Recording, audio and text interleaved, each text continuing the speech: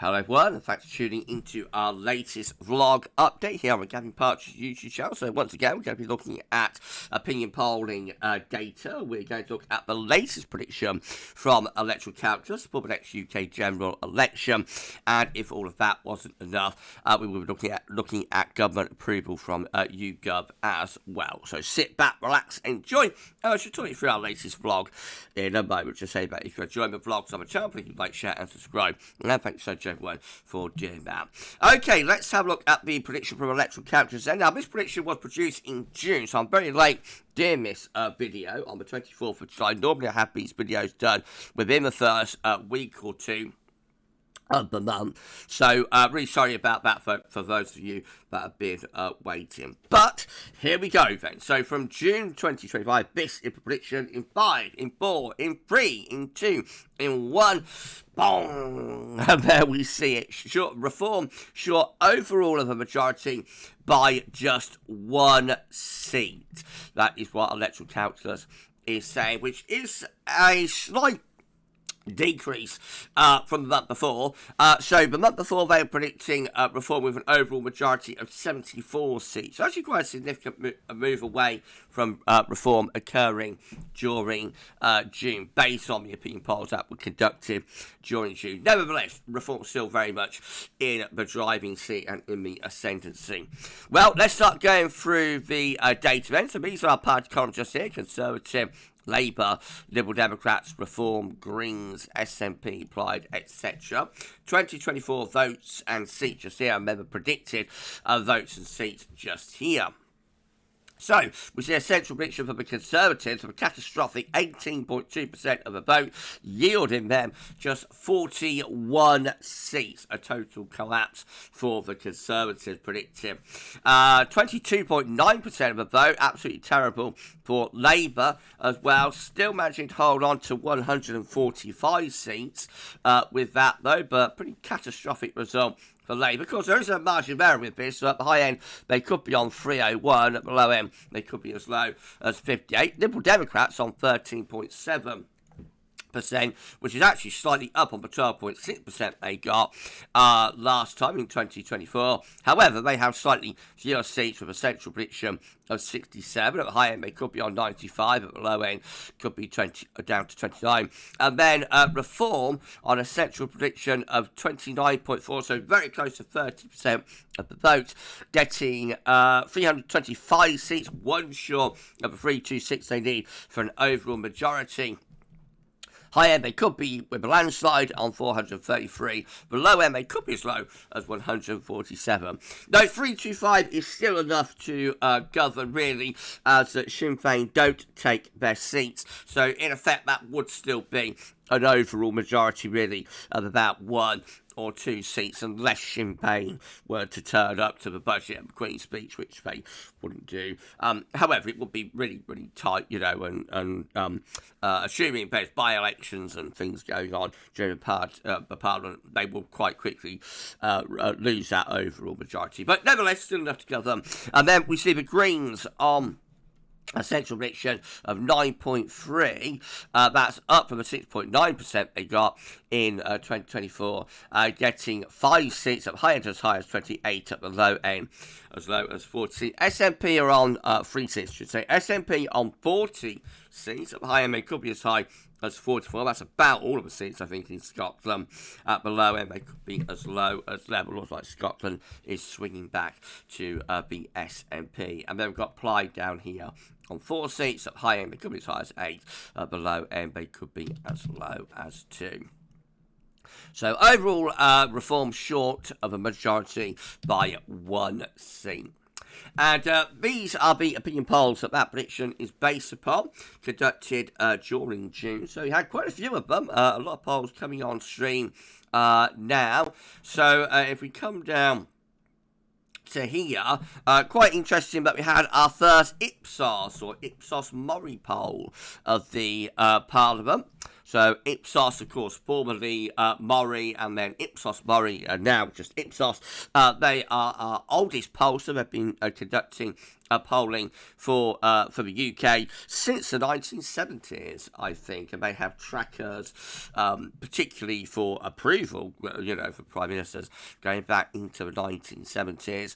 And they have like a continuous, it has been continuous, they've been off polling scene for about a year, but up until last year, they had like a continuous opinion polling history, for monthly opinion polls of general elections going back into the 80s. Anyway, first IPSOS Mori poll of Parliament conducted on the 30th of May to the 4th of June found Reform on 34%. Labour were on 25%, but Conservatives on just 15%. I think that's the lowest that IPSOS has ever found with Conservatives all the way back to the 1970s. Liberal Democrats on 11%, Greens on 9%, then we've got SNP, I think, down here on 6%. And overall, Reform lead with IPSOS, IPSOS, of 9% of the vote. Then we had a freshwater strategy opinion poll, 6th to the 8th of June, finding Reform on 32%, Labour on 21%, Conservatives on just 14%, Greens on 8%, and that gives Reform an overall lead of 11%. Unbelievable Reform lead there.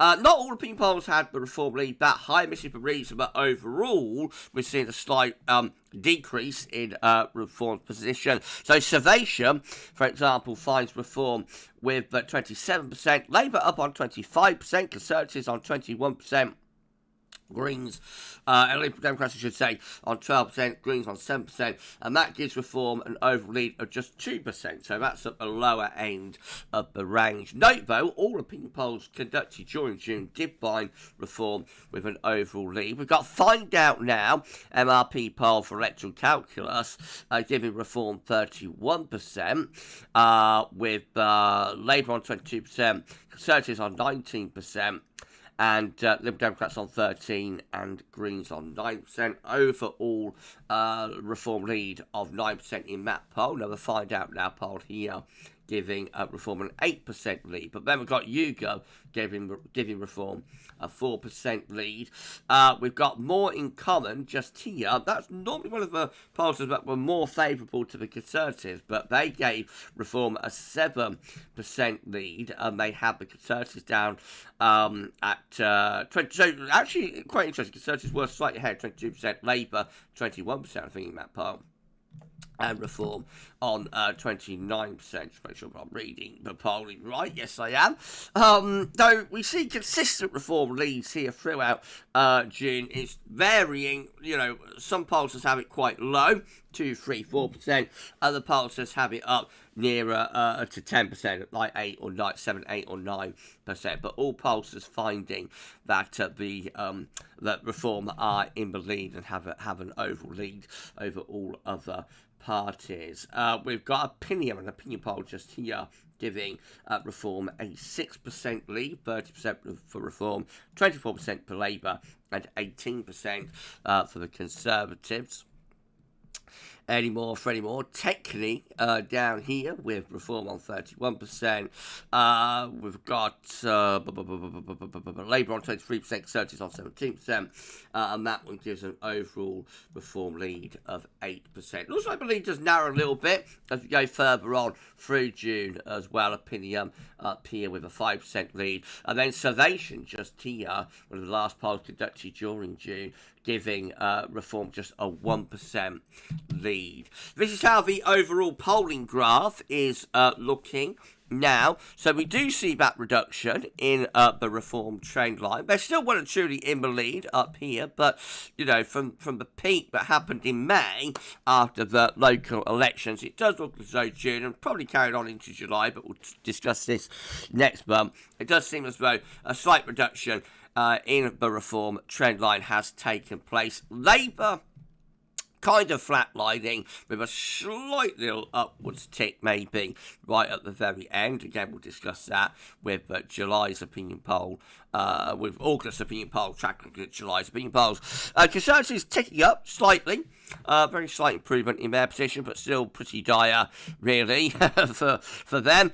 Liberal Democrats treading water. They're flatlining as they usually do mid-Parliament. And the Greens gradually inching their way on an upwards trend as well. So not a lot going on. I'd say most of the movement looks like there's been a slight switch, actually, between Reform back to the Conservatives. So we saw that big switch after the election from the Conservatives to Reform. It looks like there's been a little bit of drift back there to me from Reform back to the Conservatives. And whilst Labour hasn't really moved a lot over past month because of the reduction in Reform's overall numbers to the Conservatives, that's the reason.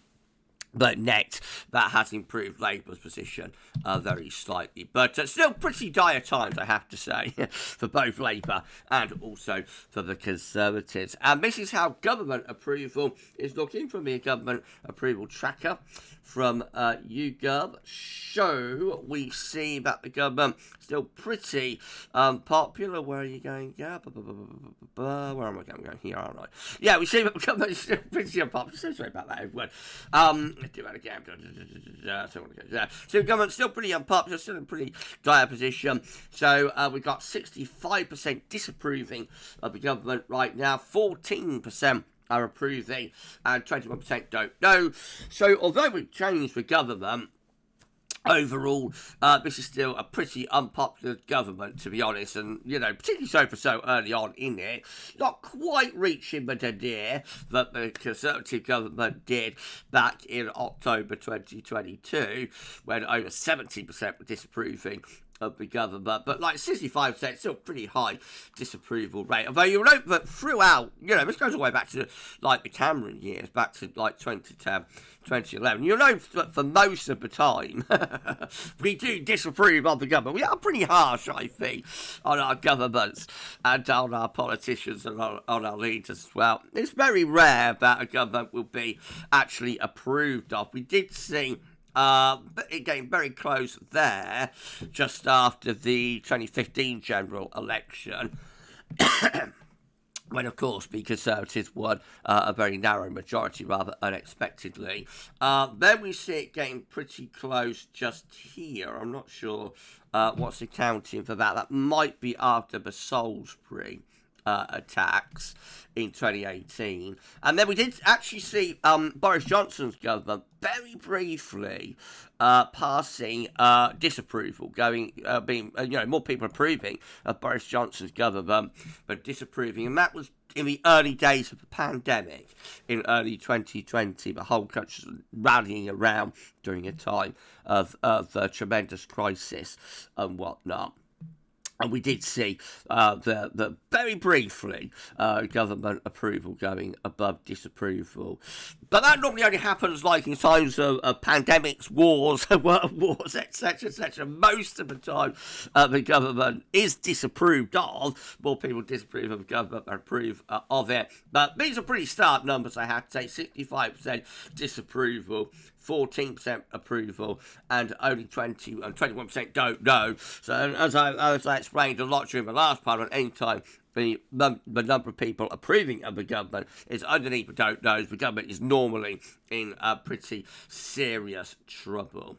So there we go. That's how I brought you up to date. Go back to electoral calculus, and the overall prediction is Reform 1 seat short of a majority, but still very much in the ascendancy and very much in the driving seat. We shall bring you the opinion poll tracker video for August based on July's opinion poll, hopefully earlier in the month. I don't want to leave it this late again if I can help it. So we'll try and get back during the first week or so of August. Right, well, if you enjoyed this video, please like, share, subscribe, make sure to do that, and we'll be back with another one in August. For this one, that's all for now. Thank you so much for watching. We'll see you again soon, and bye for now.